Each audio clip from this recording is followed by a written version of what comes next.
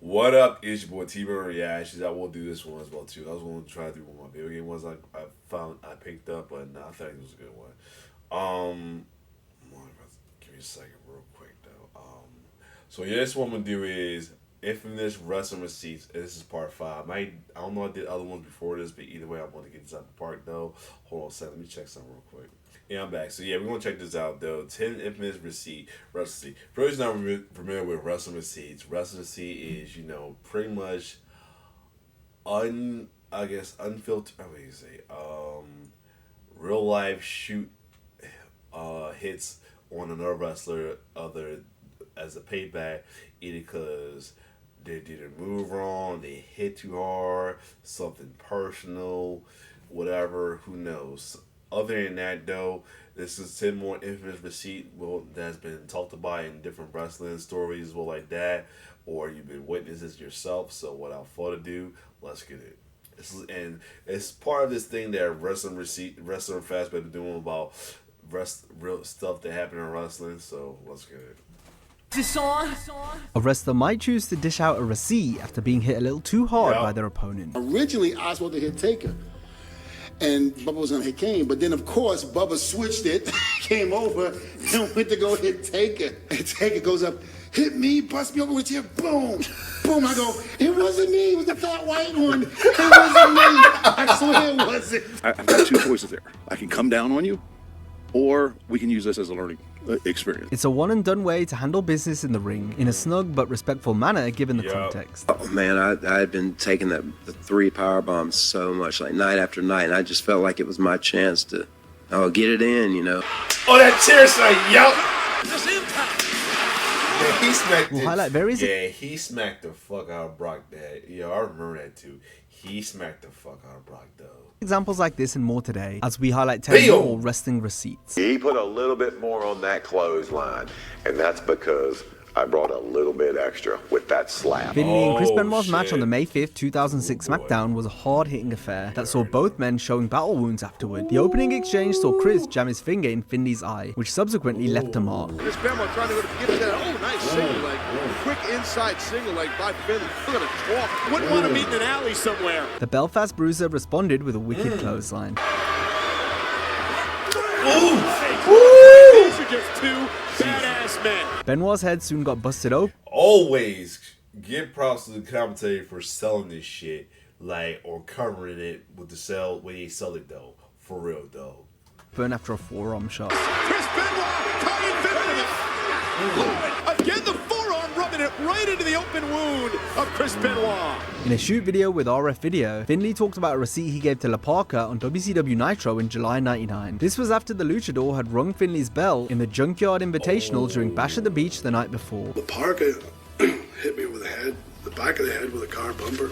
I was out for about 3 seconds, and I'm watching for Parka coming down the ramp. Here he comes sliding in the ring, and I burst through the guy, and bang! I drilled him. So it's a pen receipt. Many luchadors around. Silver King has come in, and he had 60 stitches. And he had 60 stitches. Even the former chairman of WWE is no stranger to a receipt exchange, but since he ran the show, he could book someone else to get the receipt for him in the form of an elaborate stunt. To set the scene, Vince McMahon teamed with his son Shane to face the Dudley Boys in a tables match on the June 12th Raw from 2000. Devon tried to pair off with Shane because he didn't want to risk hurting the boss. However, Dudley found himself getting jabbed by Vince. The chairman didn't know how to throw an actual punch, but his work punches were so bad, it was better for talent to just let him clock them for real, because of how ridiculously fake it would have looked otherwise. Devon learned this the hard way, but didn't retaliate. Oh shit! Damn! Later in the bout, McMahon was in a precarious position, about to go through a table, so Road Dogg made the save, but in doing so, he knocked Devon into Vince, who accidentally crumbled to the floor. Oh shit! Devon spoke about the incident on his YouTube channel. Now I'm scared to death. I'm like, we just dropped the boss. We're watching Vince come up the ramp, and you can tell he is not happy. Right through the table. Hart to the... Oh, my God. Can you just imagine? What else could happen here tonight? But he was hurting because Shane pulled us aside and goes, yeah, Dad is really hurting, so... That same week on SmackDown, Vince booked a segment where the Dudleys would be thrown off the stage in a dumpster. Dudley tossed into the dumpster. Wait a minute. Holy shit. Devon, who was scared of heights and claustrophobic, asked why after being told about the spot by agent Michael Hayes. He goes, because that's what Vince wants. I go, please tell Vince I wasn't the one that dropped him. It was Bubba. Bubba's got me. I go, Bubba, I can't do this. I can't do this. He goes, Devon, relax. Damn it, relax. It's like he always paid for his brother's mistake, yo. Because he's all that happened with the Undertaker one. Just like being on a Ferris wheel. They got sent through a table while they were inside. Yeah, I can't imagine. Can you imagine being in? No, I can't, JR. Shit. Inside that dumpster. No, Cole. I'm sorry, Cole. No, I can't, Cole. Next, we have another case of mistaken identity involving the Dudleys that also led to a receipt. It occurred at No Way Out 2001 during the three-team tables match that also featured Undertaker, Kane, Edge, and Christian. The Dudleys were meant to level Taker and Kane from behind with chairs. However, Bubba Ray's shot went wrong when he smacked the Phenom in the head from behind with the lid of the chair. Bubba's coming. Here goes Deal! Ooh! Jesus, yeah. Fuck.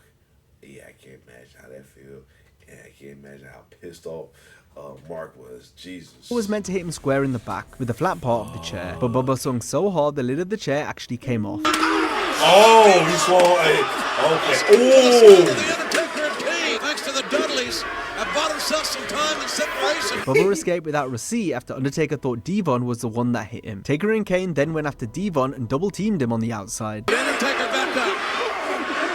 And now Kane and the Undertaker assaulting Devon Dudley. Devon told the story on Taker's 6 Feet Under podcast. Originally, I was supposed to hit Taker, and Bubba was going to hit Kane, but then, of course, Bubba switched it, came over, and went to go hit Taker. And Taker goes up, hit me, bust me over with your boom. Boom, I go, it wasn't me, it was the fat white man. It wasn't me. I swear it wasn't. I go, Bubba. I'm back. Why Bubba?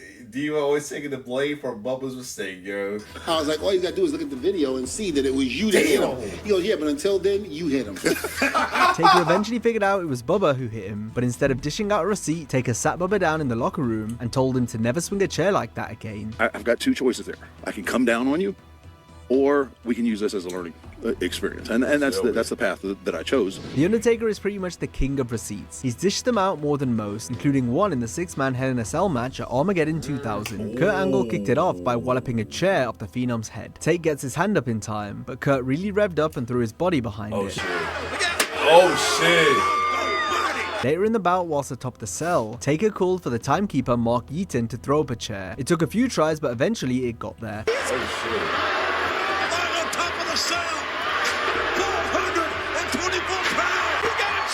The Phenom got his receipt on Angle by waffling the Olympic gold medalist in the dome, completely unprotected.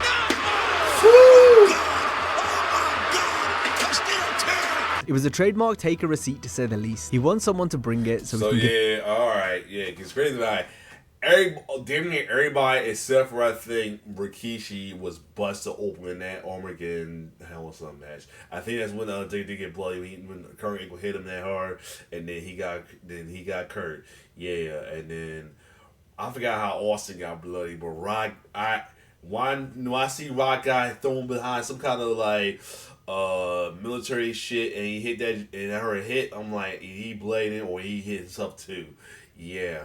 And like the only reason Kishi didn't get bloody because he got tossed off into that truck by Undertaker. But yeah, give it back just the same. If I swung a chair at somebody the way I swung it, I'd expect the same one back. I have to admit, initially I was pissed. Like, how are you going to take away the chair shot? It's a staple of our industry. Knowing now what we do about head injuries, right. Yeah, it's a different deal. I would say, okay, make sure that you get your hands up. And that's always been an option, too. Brock Lesnar's first program in WWE came against the Hardy Boys. One of the ways the company helped Brock get over as a dominant, freakishly strong monster was by having him use the deadlift triple powerbomb, as well as the running variation. The move was impressive but looked absolutely brutal to take. It only takes one to completely knock the wind out of someone, so imagine how 3 in a row feel. This is unbelievable! Jesus. I'm not his head here, folks. Watch it bounce. Right. Ooh, right off the canvas. Since Jeff Hardy was forced to take the powerbomb multiple times, he decided to get his own back during the April 8, 2002 episode of Raw. Jeff scrambled Lesnar's brains with one of the stiffest chair shots of all time. The sound was deafening. Hardy spoke about it during an interview with Chris Van Vliet. Oh man, I had been taking the 3 power bombs so much, He like smacked the fuck out of Brock, yo. He did, yo. Jesus. night after night, and I just felt like it was my chance to get it in, you know. And that was the first chair shot he had ever took to the head. And I was like, oh my God, I had no idea. But I guess I'm sorry. Next, we have a bout featuring 2 wrestlers who legit didn't like each other. We're talking about Bull Payne and Van Hammer, who had a match that got all too real during an episode of WCW Monday Nitro from March 22nd, 99. It took place on the annual spring break episode of Nitro from Club Lavella. I hear Van Hammer. I ain't hear that name in years. Panama City Beach, Florida, so the set reflected this. This was an odd match to open the show, since both men were enhancement talents, so it's unsurprising that boring chants started up. That's why, I was about to say, how they have their own match, I'm about to say, they gotta be really known enhancement though. Give me a second, yo. I'm like, I'm about to say, I don't remember Van Hammer having a run. So what was this all about? After only 90 seconds. This must when WCW was like folding a little bit, because how the hell they had a match? No, he's towering over him. That's an opening, and Bull Payne is going to town. Van Hammer then tried to push Bull Payne into the water. I know he's pointing to the water. Let's see what the temperature of the water is here. Wait a minute, we're in segment 1. They're going to put somebody in the water already? On the night, the agents had previously told wrestlers that Ric Flair and Rey Mysterio were doing a pool spot later in the main event, so a nothing jobber match like Bull vs Hammer certainly wasn't going to be afforded the same opportunity, nor even hinted it. Bull responded to Hammer, trying to throw him over with a stiff punch. He's trying to legitimately throw me in the fucking pool. So I just jack him in the jaw. I go, what the fuck are you doing? Whack! I just punch him in the jaw. Oh, shit! You stood me. So, well, God damn it. Stop trying to put me in the pool, you know. Hammer gave out a receipt with his finishing move by spiking Payne hard into the mat and knocking him out. He does this one slam thing. The slam. He can either lay you down nice or he can just spike the fuck out of you. Well, he spikes the dog fuck out of him. He just kills me. I mean, I don't even know we're in Florida anymore. See if he can do it. Hitched him up. Whipped him down hard with a flashback.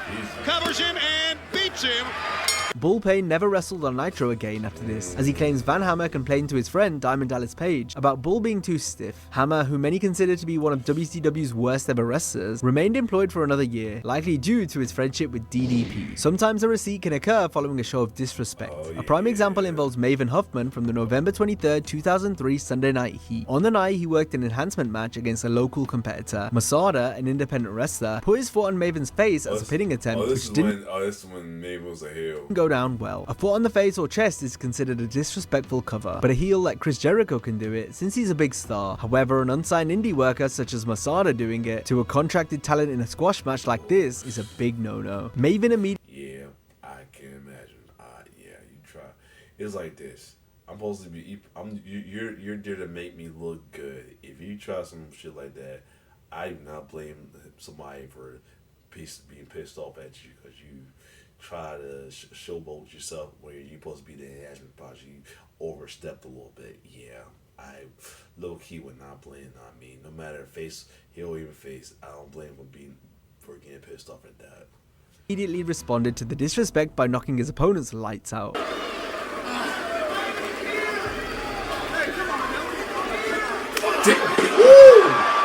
Maven knew he would have faced a tongue lashing from the agents afterward had he let Masada get away with such an act, even though it wasn't in. Shit, that hurt my neck hearing that. damn. Intended as disrespect, this was how it was seen given the circumstances. I was just trying to let him know that there is absolutely no way I could stand for him covering me. Another receipt Maven spoke about on his Maven Huffman YouTube channel took place on the October 25th Raw from 2004. However, this time Maven was on the receiving end of one from Batista. It all started when Maven gave the animal a slap during a backstage segment. He told me, when you slap me, you're gonna have to bring it. Really, I was saying. What? The two then had a match, and it wasn't long until Batista fired back, doing so with a powerful clothesline against the ropes that generated a lot of force, which Maven certainly felt the brunt of. This Batista is so big, so powerful. How impressive is... And I literally felt like someone reared back and hit me with a baseball bat. This is an example where two friends went... Pause a second. I'm back. Here we go. Let's get it. Yeah, that was a hard stiff receipt right there.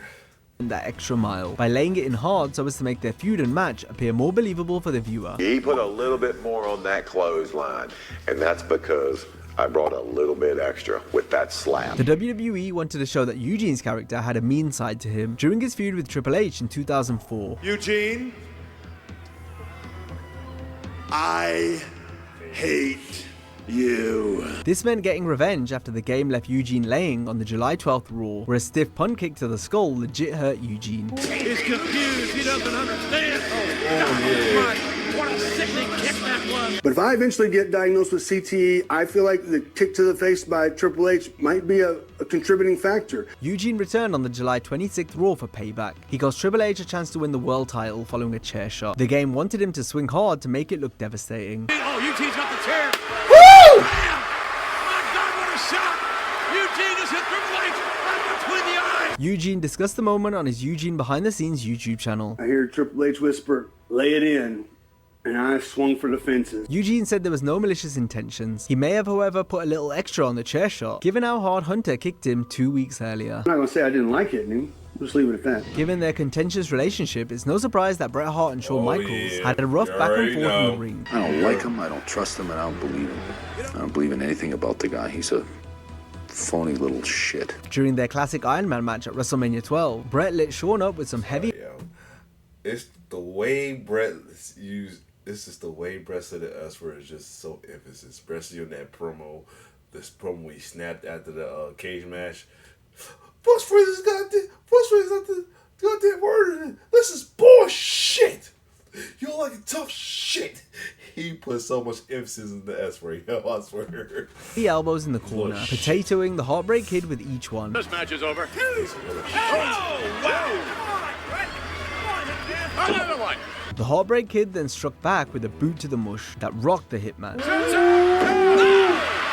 Stiff each other a lot of times in that match. Now if you enjoyed this video, be sure to check out our similar video on 10 WWE promos. Yeah, whoo. Man, you already know they feud. They're glad they make up or anything. But other than that, this was some straight up infamous receipts though. Some was definitely pretty hard hitting. I will say that though, for real.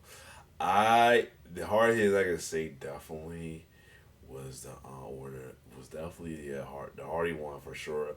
And low-key this one, the Bull Hammer, yeah, because they was like they didn't like each other, yeah. And this one was justified. Like here's the thing, outside, despite the lineman or anything, heel face, you if your enhancement talent overstep on you, it's logic to beat his ass because they put him in his place though. Just saying. Other than that, if you let my reaction is like, share, subscribe my YouTube channel. It's your boy T-Bird signing off on love.